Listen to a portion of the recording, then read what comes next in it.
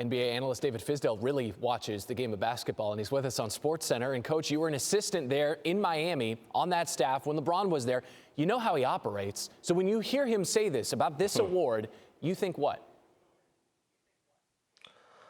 Uh-oh.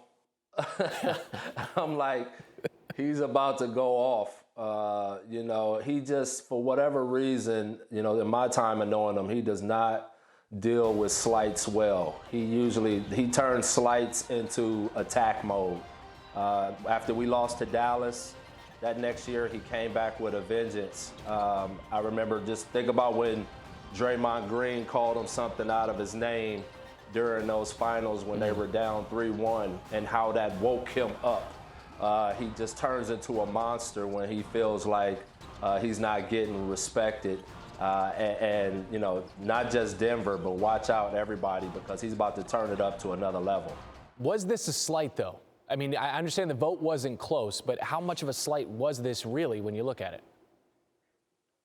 Yeah, I mean, to us, who knows? To the people, some people may think Giannis was the guy and he should have been the MVP outright and all of this stuff. But to LeBron, it's a slight. And if in his mind it's a slight, then he's going to take that out on the team in front of him. And I just expect him to really crank it up. And you could even see the Laker team really played with a chip on their shoulder collectively and went out and really got after Denver. But it's going to be a long series, obviously, because Denver doesn't lay down. That's just it. It doesn't matter what we think. It matters what he thinks. And LeBron is the MVP runner-up for the fourth time in his career. Meanwhile, in the East, Celtics Heat Game 3 on ESPN, 8:30 Eastern. Boston down 2-0. Reports after Game 2 of a pretty heated locker room after that loss. So if you're coaching this team, how are you getting your guys back into this series?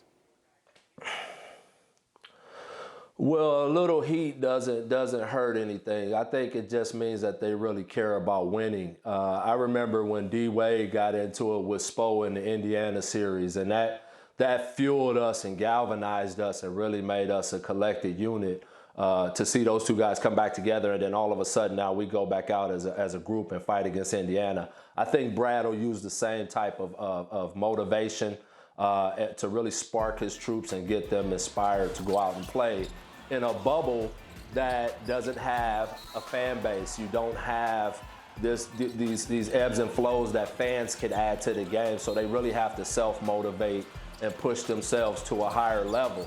But at the end of the day, this is the game, and if it hurts that bad for Boston, we're going to see it in their play and their desperation as a collective unit as they go against just a vicious pack of Miami Heat players.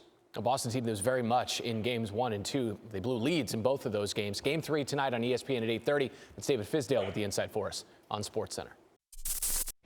Thanks for watching ESPN on YouTube. For live streaming sports and premium content, subscribe to ESPN+.